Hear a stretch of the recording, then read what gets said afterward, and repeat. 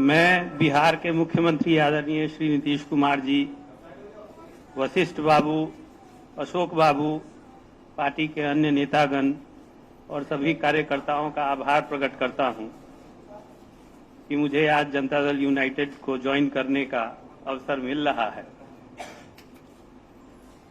मेरी पारिवारिक पृष्ठभूमि राजनीतिक रही है, लेकिन मेरे परिवार के सिर्फ एक व्यक्ति, मेरे पिताजी, राजनीति में सक्रिय थे और उनका मानना था कि राजनीतिक जीवन में परिवार के एक व्यक्ति को ही होना चाहिए। एक व्यक्ति से ज्यादा अगर परिवार का कोई राजनीति में सक्रिय होता है तो वो समाजवाद के विचारधारा के खिलाफ है। जननायक कर्पूरी ठाकुर भी यही मानते थे। उन्होंने एक बार अपने पुत्र, जो आज राज्यसभा सदस्य हैं, उनको मना किया था कि अगर वो जिद कर रहे थे कि मुझे राजनीति में आना है, कर्पूरी जी ने कहा था कि अगर तुमको राजनीति में जाना है तो मैं चुनाव नहीं लड़ूंगा, तुम ही चुनाव लड़ो। तो मेरे पिताजी भी उसी विचारधारा को मानते थे।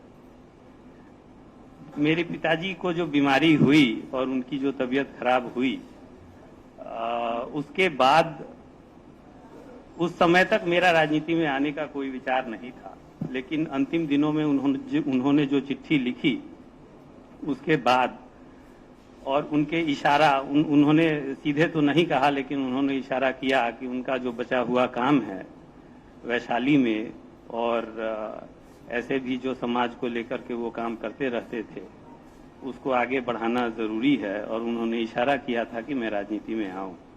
इसी वजह से आज मैं यहाँ पे बैठा हुआ हूँ। एक दो घटनाएं मैं बताना चाहता हूँ। पिछले लोकसभा चुनाव में जब चुनाव हो रहा था और उनकी पार्टी राष्ट्रीय जनता दल के मैनिफेस्टो में था कि गरीब सवर्ण आरक्षण का वो सपोर्ट करते हैं और 15% आरक्षण के हिमायती हैं।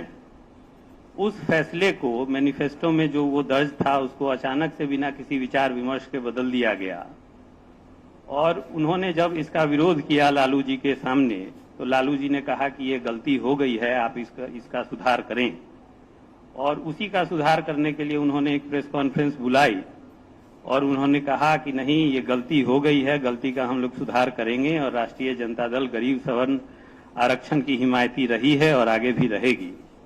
उनकी इस बात को पार्टी के निचले अनेक पदाधिकारियों ने और लालू जी के परिवार के लोगों ने बार बार काटा। इससे उनको बहुत पीड़ा हुई और उनको बहुत लगा कि मेरी उपेक्षा की जा रही है। उसके बाद भी बहुत सारी अनेक घटनाएं हुई।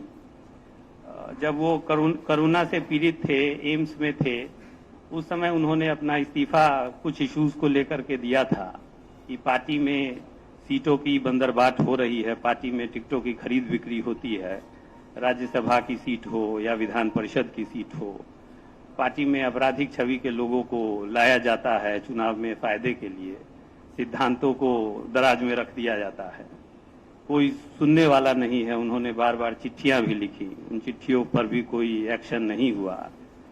और उसके बाद जब वो यहाँ से दोबारा दिल्ली एम्स में गए, वहां पे उनसे बातचीत के क्रम में हम लोगों को लगा और उनके बाकी समर्थकों को भी लगा कि वो पार्टी से ऊब चुके हैं और पार्टी छोड़ना चाहते हैं। लेकिन अंतिम समय में उनकी बातों से हम लोगों को ये फील हुआ कि वो पार्टी नहीं छोड़ना चाहते हैं, लेकिन राजनीति ही छोड़ने के, संसदीय राजनीति छोड़ने के पक्षधर हैं।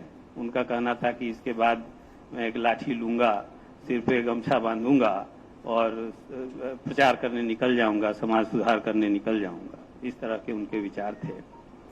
उनकी जो मृत्यु हुई वो आकस्मिक हुई।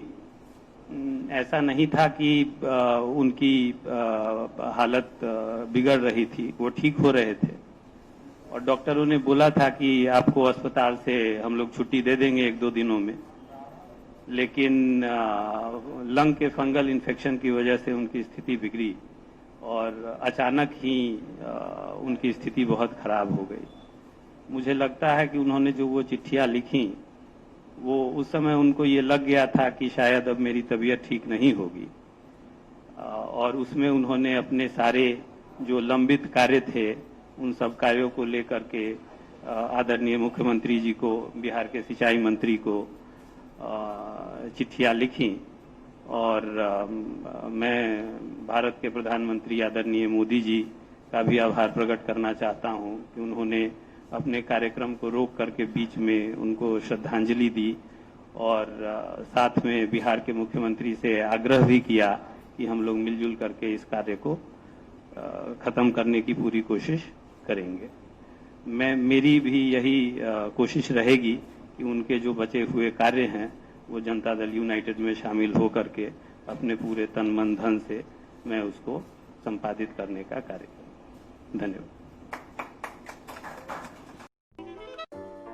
अगर आपको हमारा वीडियो पसंद आया हो तो इसे लाइक करें, सब्सक्राइब करें और साथ ही बेल आइकन दबाना ना भूलें।